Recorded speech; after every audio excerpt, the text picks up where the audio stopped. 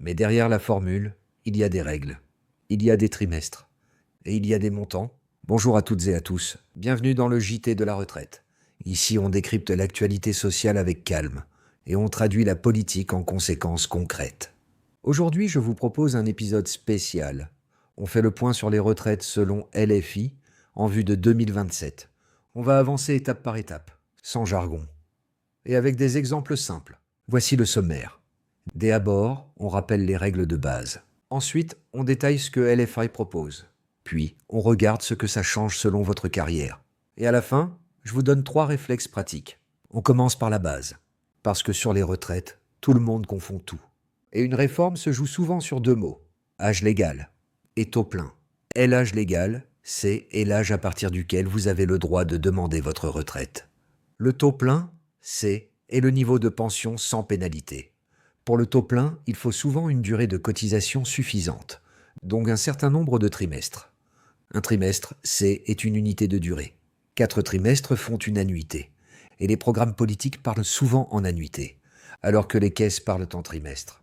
Troisième mot important, la décote. La décote, c'est une réduction appliquée si vous partez sans avoir assez de trimestres.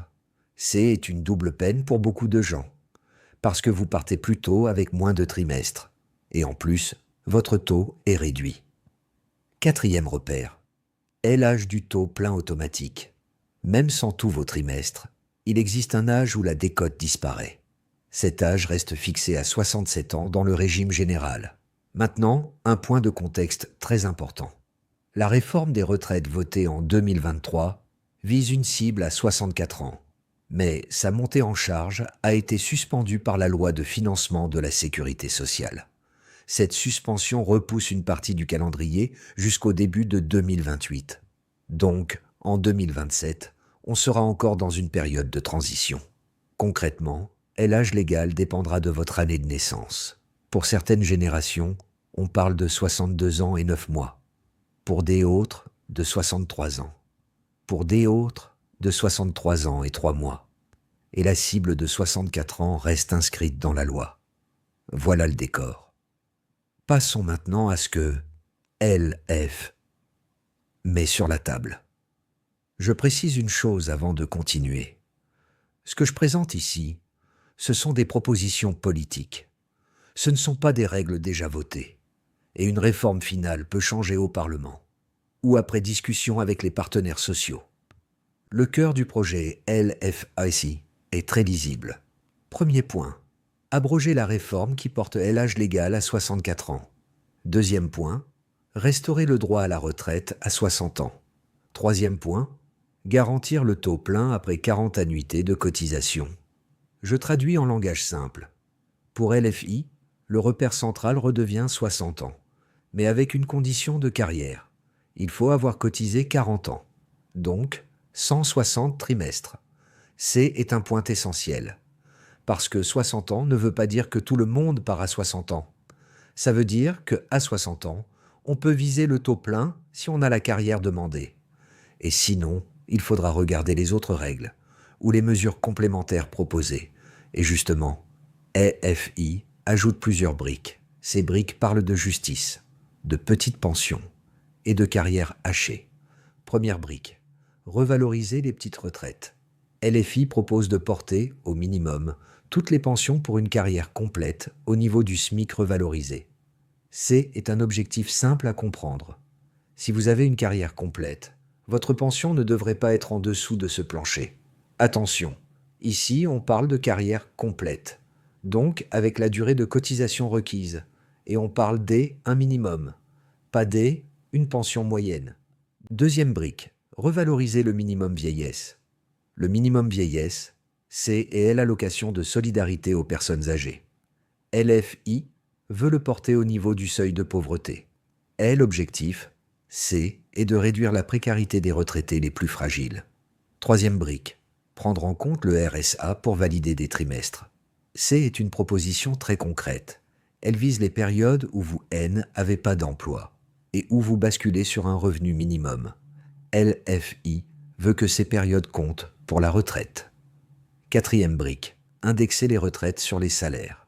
Aujourd'hui, Beaucoup de pensions sont revalorisées en fonction de l'inflation. LFAI propose une indexation sur l'évolution des salaires. L'idée est de faire suivre les pensions avec le niveau de vie des actifs. Cinquième brique, supprimer la décote.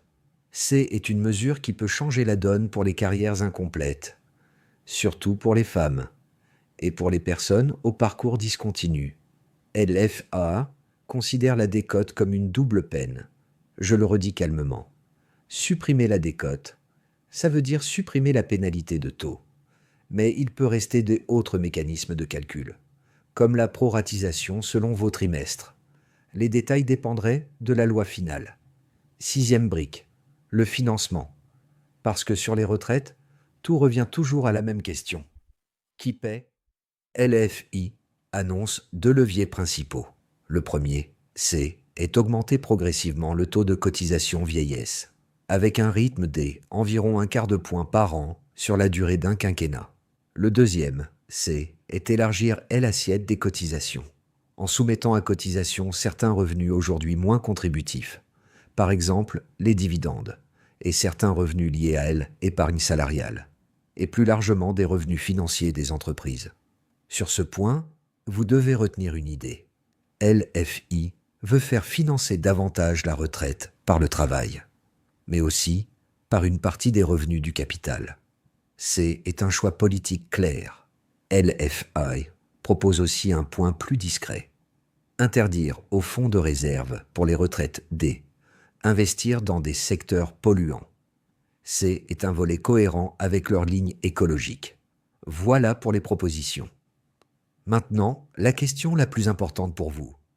Que est ce que ça change, selon votre parcours? On va prendre 4 profils, et on va raisonner avec des règles simples. Âge de départ visé, nombre d'annuités et situation de pension. Premier profil, carrière longue et continue.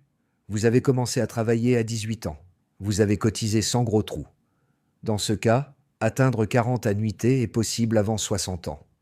Avec le projet Festa, le repère serait clair. Vous pourriez viser un départ à 60 ans au taux plein, et vous ne seriez pas obligé d'attendre 62 ans et plus. Mais attention, le programme met le repère à 60 ans. Il ne détaille pas ici un droit général avant 60 ans. Donc, avant 60 ans, il faudrait regarder les dispositifs existants, ou de futurs dispositifs précisés par la loi. Deuxième profil, carrière commencée plus tard. Vous commencez à cotiser à 23 ans. 40 ans plus tard, vous avez 63 ans. Dans ce cas, la retraite à 60 ans n'est pas votre réalité, même si l'âge légal redevient 60 ans, parce que votre taux plein dépendrait de vos annuités. Mais là, 2 choses peuvent vous aider. Une part, la suppression de la décote, si elle est appliquée largement. Autre part, l'idée d'un système plus protecteur sur les petites pensions. Encore une fois, les modalités comptent. Troisième profil, carrière hachée. Vous avez des périodes de chômage. Vous avez eu du temps partiel. Vous avez peut-être interrompu pour élever des enfants. Dans ce cas, le nombre de trimestres devient le vrai sujet. LFAI met 3 réponses sur la table. La première, est la suppression de la décote. La deuxième, est la prise en compte du RSA pour valider des trimestres. La troisième, est le plancher de pension pour carrière complète. Ces mesures visent à réduire la pénalisation des parcours discontinus. Quatrième profil, petite pension annoncée. Vous avez une carrière complète, mais vos salaires étaient faibles, ou vous étiez indépendant avec de faibles revenus, ou agriculteur. Dans ce cas, la promesse de LFI est claire. Relever le minimum de pension pour carrière complète vers le SMIC revalorisé et relever le minimum vieillesse vers le seuil de pauvreté. Est le volet pouvoir des achats. Et est souvent ce que vous ressentez en premier, parce que l'âge, est une date. Mais le montant, est la vie quotidienne. Maintenant, je veux attirer votre attention sur 3 points qui font débat. Ce sont les points où un programme doit devenir une loi et où les détails changent tout. Premier point, la transition. Si on revient à 60 ans, à partir de quand? Et pour quelle génération? Est-ce qu'on applique tout de suite? Ou est-ce qu'on étale? Le programme donne une direction. mais le calendrier serait un choix de gouvernement. Deuxième point, le périmètre exact de la suppression de la décote. Est-ce que ça concerne tous les régimes? Est-ce que ça concerne aussi les complémentaires? Est-ce que ça s'applique à toutes les carrières? Ou seulement à certains cas? Sans texte voté, on ne peut pas trancher. Troisième point, le financement complet. Augmenter les cotisations et cotiser sur certains revenus financiers, est une piste. Mais il faut écrire les taux, il faut définir l'assiette, et il faut mesurer l'impact sur l'emploi et sur les salaires. C'est là que le débat économique se joue. Maintenant, je vous propose un mini-guide pratique. 3 réflexes, quel que soit votre vote, et quel que soit le programme qui gagne. Premier réflexe, regardez votre âge de début de cotisation, pas votre premier petit job, votre début de trimestre validé. Deuxième réflexe, téléchargez votre relevé de carrière, repérez les trous et corrigez les oublis. Un trimestre perdu, ça peut décaler votre départ.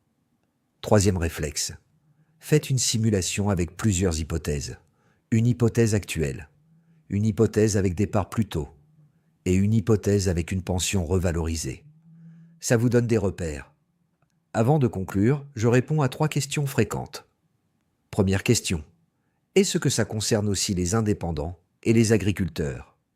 Dans le programme, LFI cite explicitement ces profils pour le minimum de pension en cas de carrière complète. Donc l'intention affichée est bien large. Deuxième question, et la retraite complémentaire, elle suit automatiquement? Non, pas automatiquement. Les complémentaires ont leurs règles. Une réforme du régime de base peut changer l'équilibre. Mais il faut des décisions spécifiques. Donc il faudra toujours vérifier votre situation sur le régime de base et sur le complémentaire.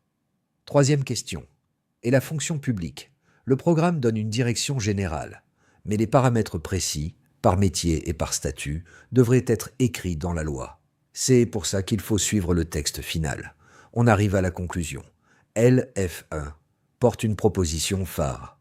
Retour au droit à la retraite à 60 ans, avec le taux plein après 40 annuités, et avec des mesures de justice autour des petites pensions, des carrières hachées et de la décote. Mais une chose ne change pas. Ce sont toujours les détails qui font votre date et votre montant. C'est pour ça que je vous invite à rester factuel et à vérifier votre carrière. Si cette vidéo vous aide, abonnez-vous au JT de la retraite et partagez la vidéo à quelqu'un qui se pose des questions. Et maintenant, la question du jour. Dans votre cas, qu'est-ce qui compte le plus? L'âge de départ, le nombre d'annuités ou le montant minimum de pension? Dites-le moi en commentaire et dites-moi à quel âge vous avez commencé à cotiser.